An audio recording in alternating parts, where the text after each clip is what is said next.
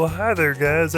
I'm the silly rainbow bird bard that had to convince the narrator last week to tell you guys what the fuck was going on.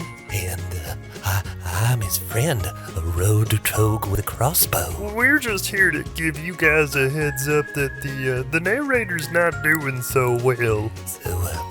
So if he starts to lose it, maybe you guys could cut him some slack, or I'll locate your house and show you just how we deal with bullies down here in the silly, swampy wetlands. And when he's done with you, I'll peck your eyes out here so my friend can use your skull as a new place to raise his family.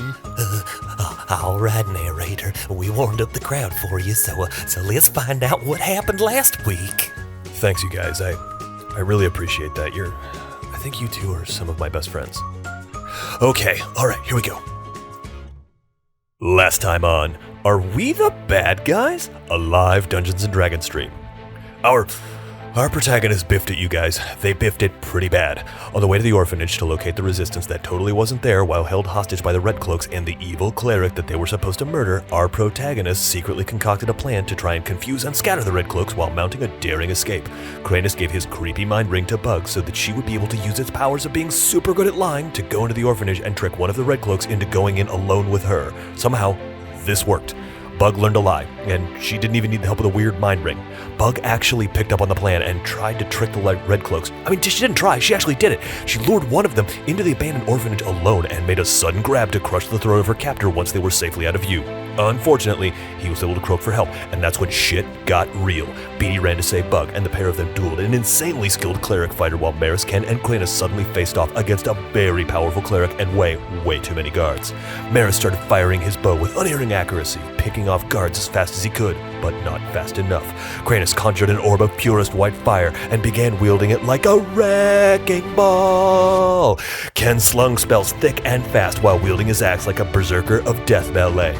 But then the cleric summoned a spiritual hammer and flattened Ken. He was pounded into the ground and then set upon the guards. And then, if I don't say it, it didn't happen. You have to say it, narrator. No, I don't want to. Come on there, buddy. It helps with the grieving process. Okay, here we go. I have to say, I think you two are my best friends. Ken was murdered by the guards, and Bug was able to disengage and was running for him as Ken and Kranis were both cut down. But the Fates had other plans for Ken.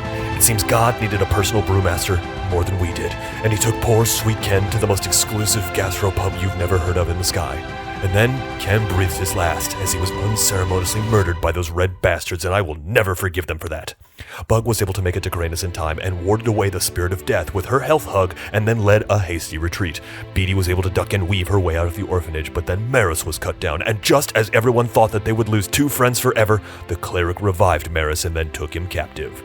Now, Beatty is leader of the gang, with Kranis too shell-shocked over his plan that resulted in Ken's death and Maris' capture to lead. He just sits quietly and replays the death of probably the only friend he ever had in his mind over and over again, while a newly steeled and able to lie and determinedly confident Bug has become Beatty's right-hand woman.